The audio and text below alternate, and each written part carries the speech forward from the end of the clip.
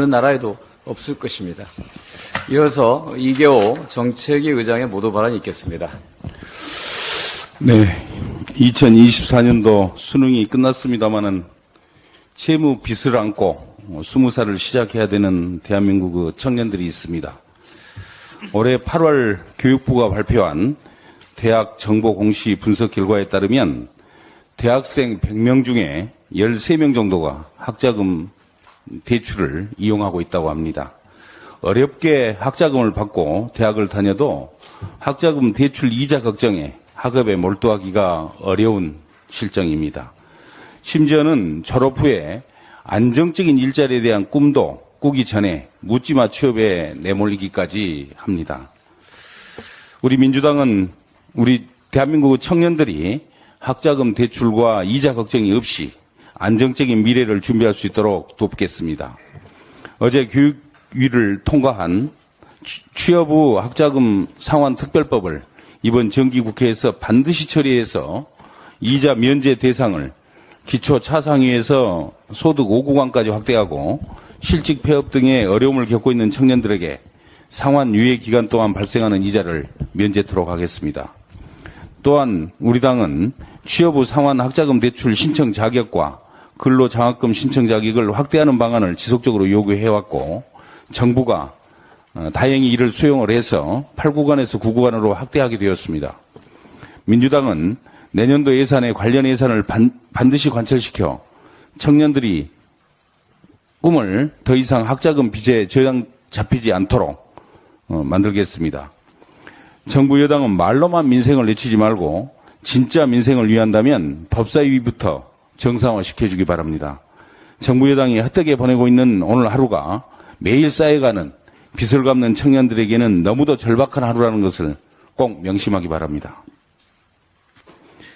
남북 9.19 군사합의 일부 효력 정지로 한반도의 긴장감이 더욱 높아지고 있습니다. 남북 9.19 군사합의는 군사 분계선을 중심으로 남북 상호 간의 군 병력을 철수하고 무장을 해제시킨 것으로 사실상 한반도 평화의 안전핀 역할을 수행해 왔습니다. 그렇지만 지난 22일 윤석열 정부는 북한의 제3차 군사 정찰위성 발사 직후에 남북 9.19 군사합의의 일부 효력 정지를 발표했습니다.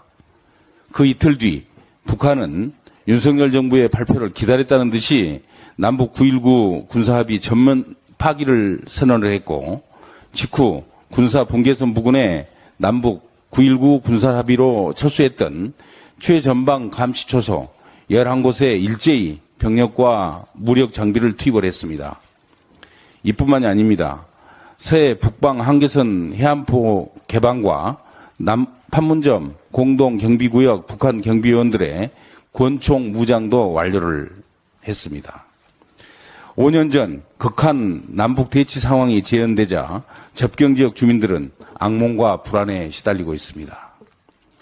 남북 9.19 군사합의 체결 이후에도 지속되고 있는 북한의 미사일 도발 그리고 군사 정찰 위성 발사는 명백한 유엔 안보리 결의 위반이자 불법 행위로 북한 당국은 그 어떤 도발도 즉각 중단해야 합니다. 그런데 돌이켜보면 윤석열 정부는 북한의 군사 정찰 위성 발사와 남북 9.19 군사합의와는 직접적인 연관이 없음에도 남북 9.19 군사합의 일부 효력 정지를 감행을 했습니다. 정부의 성급한 대응으로 한반도 평화는 돌아올 수 없는 강을 건너고 만 것입니다.